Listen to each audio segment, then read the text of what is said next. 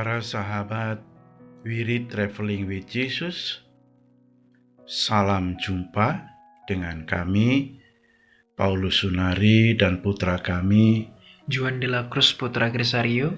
Kami akan membacakan bacaan liturgi hari Jumat tanggal 16 Juli 2021. Selamat mendengarkan. Bagi sahabat Wirid yang mempunyai kesaksian atau pengalaman hidup berjalan bersama Yesus, dapat mengirimkannya melalui audio, video, atau tulisan ke alamat email kami di wiridtravelingwithjesus@gmail.com. Terima kasih. Selamat mendengarkan.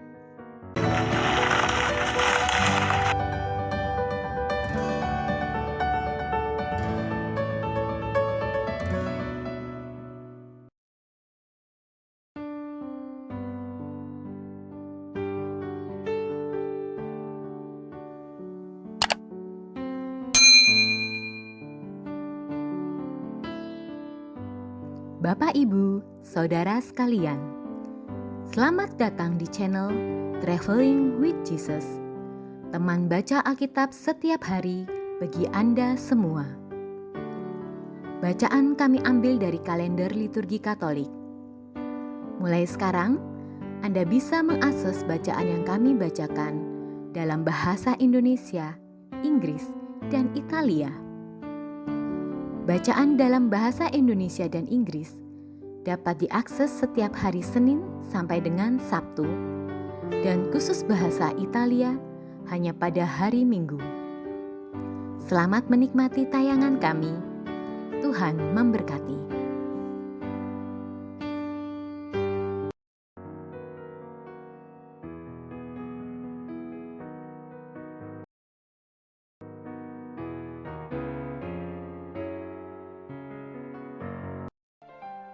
Pada hari ini kita memperingati penampakan Santa Perawan Maria dari Gunung Karmel. Gunung Karmel adalah gunung batu kapur setinggi 530 meter yang berada di pesisir Laut Tengah. Nama Karmel berasal dari bahasa Ibrani Ha-Karmel yang berarti kebun karena kesuburannya yang terkenal di masa lalu. Pada zaman Perjanjian Lama, gunung ini dipenuhi oleh bunga-bunga yang indah mewangi-wangi sampai dijadikan basa kiasan dalam Kidung Agung bab 7 ayat 5. Kalau kita mendengar nama Gunung Karmel, teringat akan satu tokoh yaitu Nabi Elia. Kisah yang cukup terkenal di Perjanjian Lama. Yang terjadi di Gunung Karmel adalah kisah Nabi Elia yang menantang 450 imam-imam Baal untuk menunjukkan Allah mana yang benar. Kisah ini bisa dibaca dalam 1 Raja-Raja bab 18 ayat 19 sampai 40.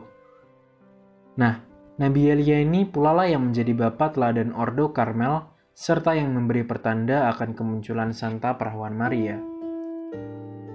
Setelah Nabi Elia menang melawan 450 imam-imam Baal tersebut dan mengeksekusi mati mereka, ia berdoa di puncak Gunung Karmel. Ia lalu memerintahkan hambanya untuk bolak-balik naik turun Gunung Karmel untuk melihat apa yang terjadi dari arah laut sampai 7 kali. Pada saat yang ketujuh itulah ia melihat sebuah awan kecil naik dari laut. Awan inilah yang membawa anugerah dari Allah berupa hujan yang mengakhiri kekeringan di Israel. Menurut legenda, Elia merenungkan awan yang ia lihat sebagai pertanda dari Allah bahwa seorang perawan akan muncul dan akan melahirkan seorang penyelamat. Elia melanjutkan hidupnya dengan penuh harapan akan kehadiran sang perawan tersebut. Para muridnya mengikuti teladan Elia dan terus mewariskannya kepada murid-murid berikutnya. Legenda ini berlanjut hingga memasuki Perjanjian Baru. Konon, para pertapa dari Gunung Karmel ini turun gunung dan menjadi murid-murid Yohanes Pembaptis. Pada saat Pentakosta, mereka menerima pengajaran para rasul dan dibaptis dalam nama Yesus. Mereka lalu meninggalkan Yerusalem dan kembali menempati Gunung Karmel. Di sana mereka mendirikan gereja yang dipersembahkan khusus kepada Bunda Maria, sang perawan suci yang telah lama dinanti-nantikan kedatangannya oleh Nabi Elia. Dari sinilah nama Bunda Maria dari Gunung Karmel benar-benar muncul.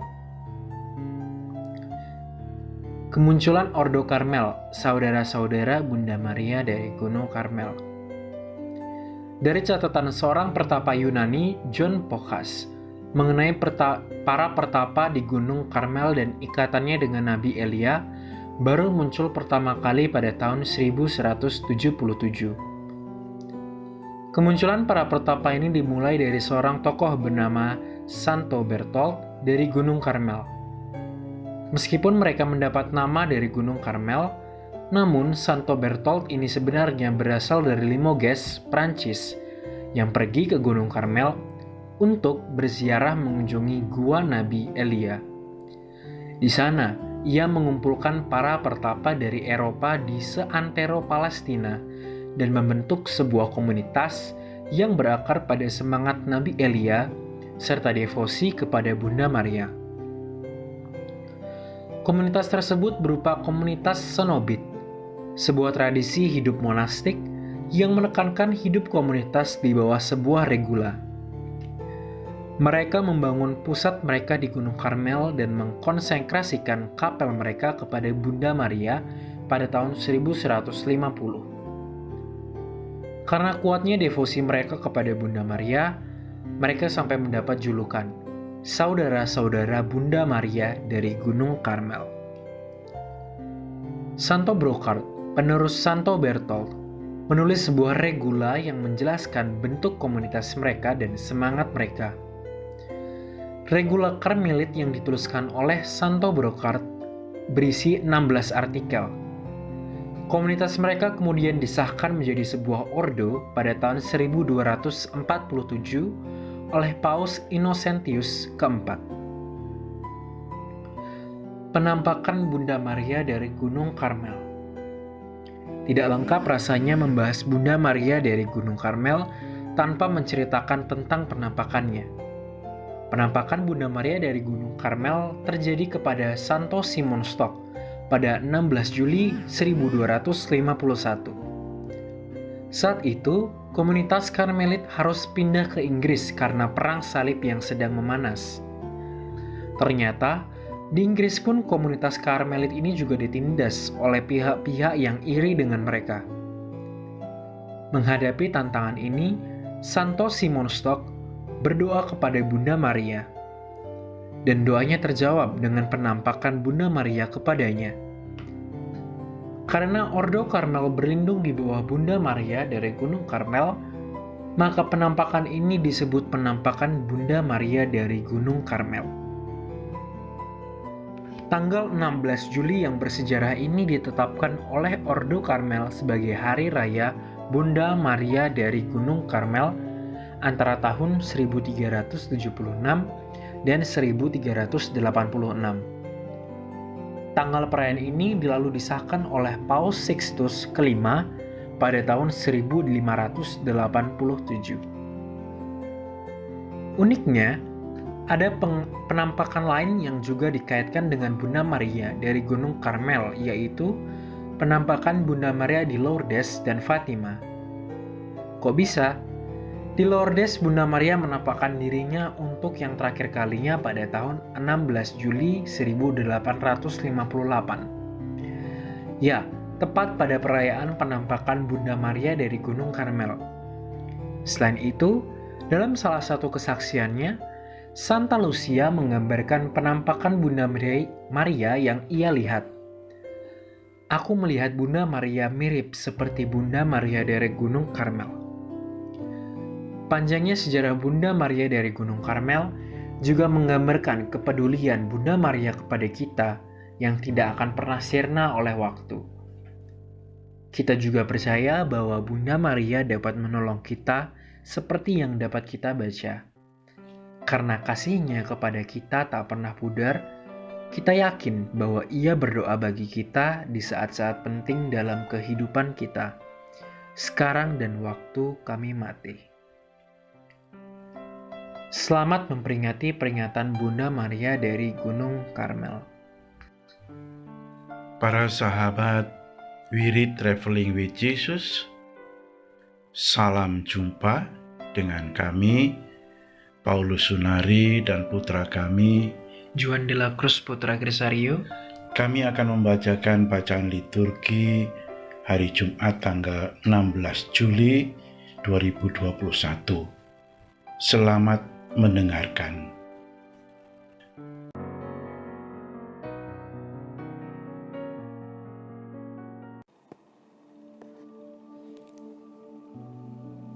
Demi nama Bapa dan Putra dan Roh Kudus. Amin. Datanglah ya Roh Kudus, datanglah dengan kekuatan hati Santa Perawan Maria yang tidak bernoda mempelaimu yang terkasih. Datanglah, bimbinglah kami, hiburlah kami. Katakan pada kami apa yang harus kami lakukan, dan bantulah kami memahami kehendak Tuhan dalam hidup kami melalui firman-firman yang kami dengar hari ini. Amin.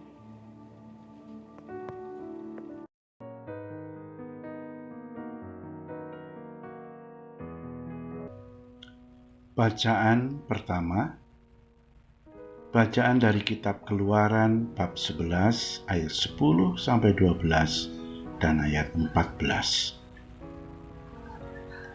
Musa dan Harun telah melakukan segala mukjizat di depan Firaun. Tetapi Tuhan mengeraskan hati Firaun sehingga ia tidak membiarkan orang Israel pergi dari negeri Mesir. Maka bersabdalah Tuhan kepada Musa dan Harun di tanah Mesir, "Bulan ini akan menjadi permulaan segala bulan bagimu. Bulan yang pertama bagimu tiap-tiap tahun. Katakanlah kepada segenap jemaat Israel, pada tanggal 10 bulan ini, hendaklah diambil seekor anak domba oleh masing-masing menurut kaum keluarga, seekor untuk tiap-tiap rumah tangga. Tetapi jika rumah tangga itu terlalu kecil jumlahnya untuk menghabiskan seekor anak domba, maka hendaklah ia bersama dengan tetangga yang terdekat mengambil seekor menurut jumlah jiwa. Tentang anak domba itu, kamu buatlah perkiraan menurut keperluan tiap-tiap orang. Anak domba itu harus jantan, tidak bercela, dan berumur setahun, pulih domba dan pulih kambing. Anak domba itu harus kalian kurung sampai tanggal 14 bulan ini. Lalu seluruh jemaat Israel berkumpul harus menyembelihnya pada senja hari. Dan darahnya harus diambil sedikit dan dioleskan pada kedua tiang pintu, pada ambang atas rumah tempat orang makan anak domba itu. Pada malam itu juga, mereka harus makan dagingnya yang dipanggang. Daging dipanggang itu harus mereka makan dengan roti tak beragi dan sayuran pahit. Janganlah kalian memakannya mentah atau direbus dalam air, tetapi hanya dipanggang di api, lengkap dengan kepala, betis, dan isi perutnya. Janganlah kalian tinggalkan apa-apa dari daging itu sampai pagi. Apa yang tinggal sampai pagi harus dibakar habis dalam api. Beginilah kalian memakannya: pinggang berikat, kaki berkasut, dan tungkat ada di tanganmu. Hendaklah kalian memakannya cepat-cepat.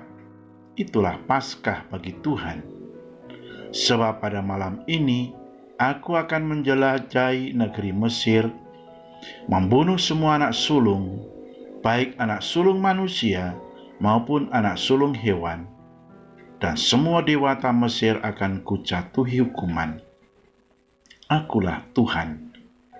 Adapun darah domba tersebut menjadi tanda bagimu pada rumah-rumah tempat tinggal kalian.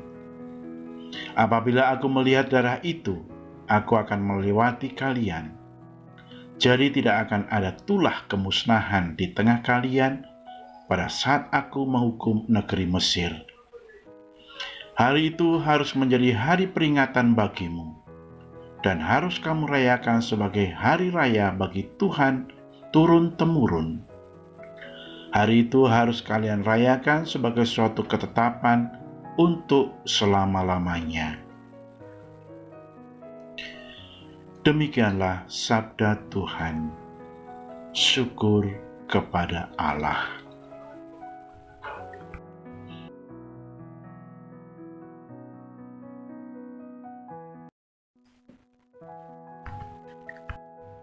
Mazmur tanggapan dengan referen, "Aku akan mengangkat piala keselamatan dan menyerukan nama Tuhan." Bagaimana akan kubalas kepada Tuhan segala kebaikannya kepadaku? Aku akan mengangkat piala keselamatan dan akan menyerukan nama Tuhan. Referen, aku akan mengangkat piala keselamatan dan menyerukan nama Tuhan. Sungguh berhargalah di mata Tuhan kematian semua orang yang dikasihinya. Ya Tuhan, aku hamba-Mu. Aku hamba-Mu, anak dari sahayamu. Engkau telah melepaskan belengguku. Referen, aku akan mengangkat piala keselamatan dan menyerukan nama Tuhan. Aku akan mempersembahkan kurban syukur kepadamu dan akan menyerukan nama Tuhan. Aku akan membayar nazarku kepada Tuhan di depan seluruh umat-Nya. Referen, aku akan mengangkat piala keselamatan dan menyerukan nama Tuhan.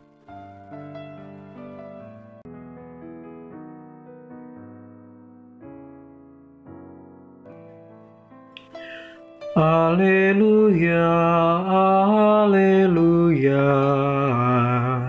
haleluya,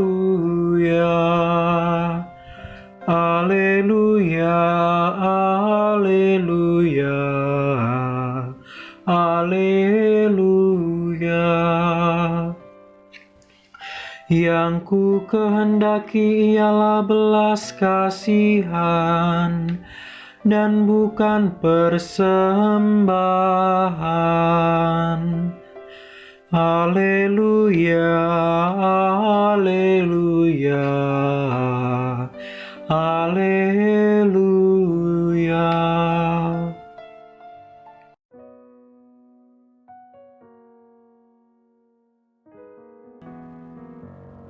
Bacaan Injil. Inilah Injil Yesus Kristus menurut Matius.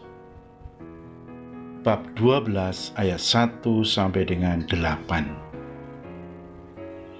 Pada suatu hari Sabat, Yesus dan murid-muridnya berjalan di ladang gandum.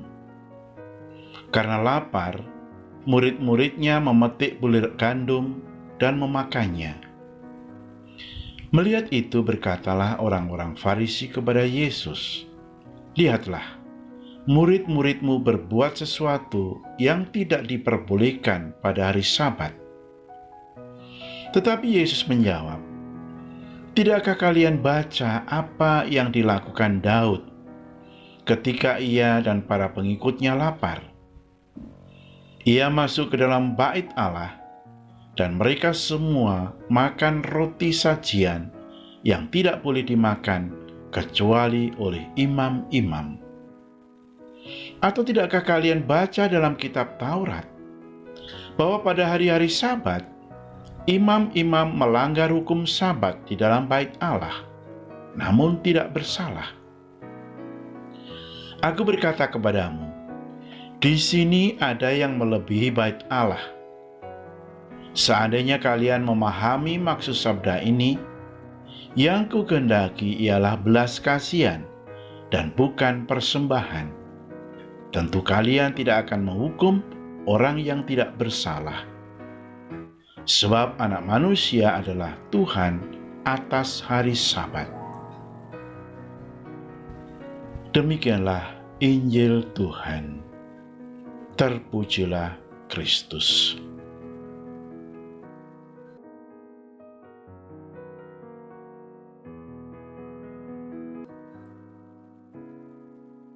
Para sahabat Traveling with Jesus yang dikasihi Tuhan, sering kita dengar ungkapan sebagai berikut, Hukum itu ibarat pisau, tumpul ke atas tapi tajam ke bawah.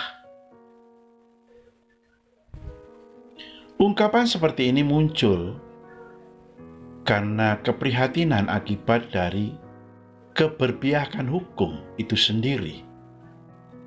Hukum yang harusnya tegas dan tepat malah kadang loyo seakan tidak memiliki kekuatan ketika berhadapan dengan pihak-pihak tertentu. Mengapa demikian? Karena hukum kadang lebih didasarkan pada kepentingan dan bukan karena hukum itu sendiri. Bapak Ibu, para saudara yang terkasih, situasi yang hampir sama dilakukan oleh orang Farisi. Seakan-akan berpegang teguh pada hukum, mereka mengkritik murid-murid Yesus karena memetik bulir gandum dan memakannya pada hari Sabat. Kita tahu, dalam kitab hukum Taurat, ada 39 larangan pada hari Sabat. Yang antara lain contohnya tidak boleh menabur, membajak, menuai, memetik, mengirik, menampi, menyalakan api, dan lain sebagainya. Allah memberi peraturan yang baik.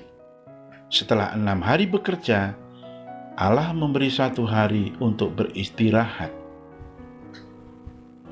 Karunia ini diputarbalikkan oleh orang-orang Farisi dengan hukum dan aturan-aturan yang membebani orang.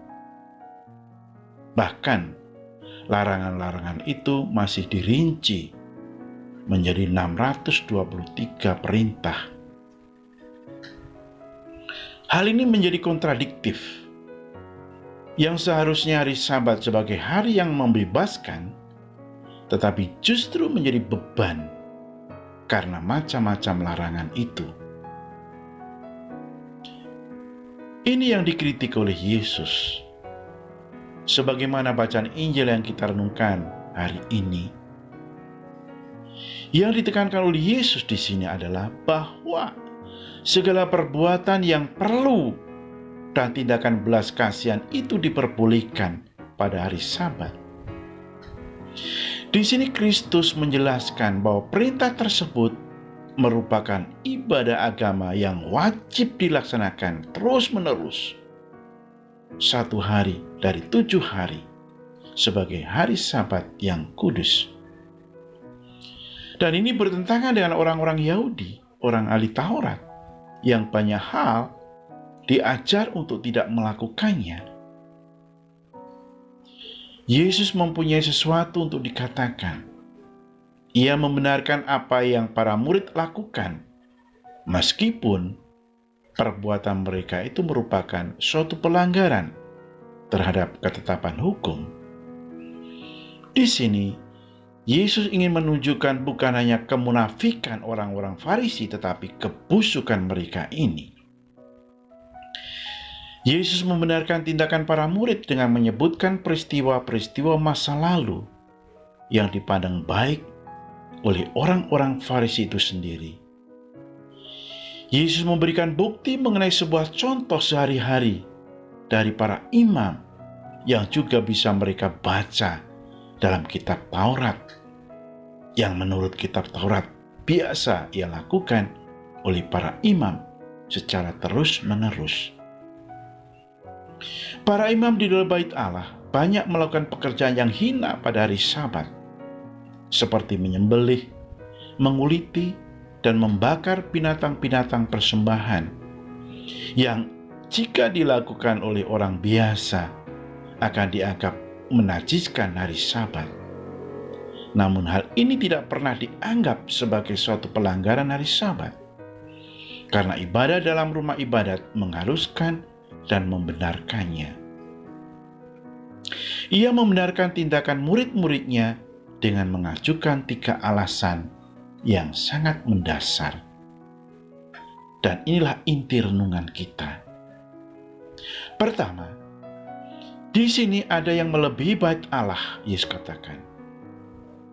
Jika ibadah dalam bait Allah membenarkan apa yang dilakukan para imam dalam melayani, maka ibadah terhadap Kristus akan terlebih lagi membenarkan murid-murid dalam apa yang mereka lakukan dalam mengikutinya. Orang-orang Yahudi sangat memuja bait Allah, karena menurut mereka tempat ini menguduskan manusia. Tetapi Kristus, walaupun berada di ladang gandum, melebihi bait Allah, karena di dalam hadirat Allah itu tidak diam secara kiasan, tetapi pribadi Kristus merupakan seluruh kepenuhan kealahan secara jasmania. Yang kedua, Yesus katakan, yang kukendaki ialah belas kasihan dan bukan persembahan. Di sini Yesus hendak menunjukkan bahwa kasih adalah hukum di atas semua hukum. Maka untuk menekankan bahwa belas kasihan lebih utama dibandingkan dengan persembahan. Artinya, kewajiban-kewajiban upacara harus mengalah terhadap hukum yang berlandaskan kasih. Juga, perlindungan kemanusiaan harus lebih diutamakan dari pelaksanaan ibadah-ibadah ritual. Yang ketiga, Yesus katakan anak manusia adalah Tuhan atas hari Sabat. Kristus di sini menetapkan bahwa perbuatan-perbuatan yang diperlukan, yang memang benar-benar diperlukan dan tidak dibuat-buat, boleh dilakukan pada hari Sabat. Penjelasan terhadap hukum ini dengan jelas menunjukkan suatu kebenaran yang tampak masuk akal dan sangat baik sifatnya. Bahkan pada waktu pertama kali kita mendengarkan bahwa berbuat baik pada hari Sabat itu diperbolehkan dan harus dilakukan. Bapak Ibu para saudara terkasih, di sini Yesus hendak menunjukkan bahwa kasih adalah hukum di atas semua hukum. Maka untuk menekankan bahwa belas kasihan lebih utama dibandingkan dengan persembahan, Yesus mengutip ayat kitab Yesaya sebagai berikut, yang kukendaki ialah belas kasihan dan bukan persembahan. Bapak Ibu para saudara terkasih, inti dari segala yang mau disampaikan oleh Yesus dalam Injil hari ini adalah kasih dan kebaikan. Hukum hanya akan berarti bila diarahkan untuk kebaikan bersama, bukan untuk kebaikan segelintir orang. Kasih adalah hukum yang universal, yang membebaskan. Dalam kasih ada kebaikan. Inilah hukum Tuhan, hukum yang kita laksanakan. Maka, marilah kita landaskan segala perbuatan kita semata-mata karena kasih dan kebaikan, bukan alasan lainnya yang hanya ingin membenarkan demi kepentingan diri kita sendiri. Marilah kita berdoa. Kami bersyukur kepadamu, ya Allah, sebab kami boleh menerima belas kasihan dari-Mu terus-menerus. Kami mohon, bimbinglah kami untuk menghargai manusia, menghormati orang lain, dan memelihara kehangatan kasih dan ketaatan kami kepada Allah Bapa kami, dan memberikan hati bagi orang lain, agar mereka hidup bagi Allah, sama seperti kami juga hidup bagi Allah kami. Amin.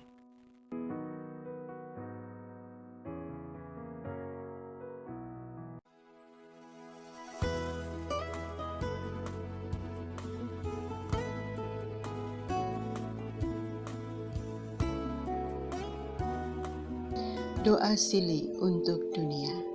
Allah Bapa, Kami percaya akan janji Bunda Maria dalam penampakan di Fatima, bahwa pada akhirnya dosa-dosa dunia yang telah menghina Engkau akan lenyap. Hati kudus Yesus Putramu, serta hati tak bernoda Bunda Maria akan memenangkan dunia, membebaskan kami dari usaha untuk melumpuhkan kebenaran Tuhan dalam hati manusia, dan membebaskan kami dari hilangnya kesadaran kami akan perbedaan antara kebaikan dan kejahatan. Membebaskan kami dari perang nuklir, dari penghancuran diri yang tak ternilai, dari segala jenis perang, dan dari wabah penyakit. Maka utuslah para malaikat agung-Mu untuk menolong kami. Amin. Semoga melalui pengorbanan Yesus di kayu salib dan doa-doa Bunda Maria, kita semua dibebaskan dari kutukan, dipenuhi dengan sukacita, cinta, dan memperoleh berkat Abraham yang Tuhan berkati dalam segala hal, peninggian, kesehatan, kemampuan untuk bertahan dalam penderitaan dan tetap berbuah, kesejahteraan, kemenangan, rendah hati, dan perkenanan Tuhan. Amin. Saudara-saudari, para sahabat We Read Traveling with Jesus, marilah kita memohon berkat Tuhan untuk kita semua. Tuhan sertamu dan sertamu juga. Semoga saudara-saudari, sanak keluargamu, usaha-usaha, pekerjaan-pekerjaan, kesehatan, dan imanmu senantiasa dilindungi dan diberkati oleh Allah yang Maha Kuasa, Bapa, Putra, dan Roh Kudus. Semoga Tuhan selalu menyertai kita. Syukur kepada Allah. Amin.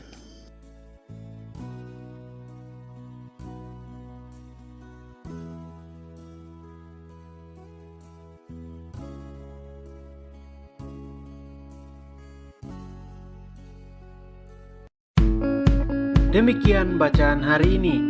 Terima kasih sudah menonton. Jangan lupa subscribe, like kami di Facebook, dan follow kami di Instagram.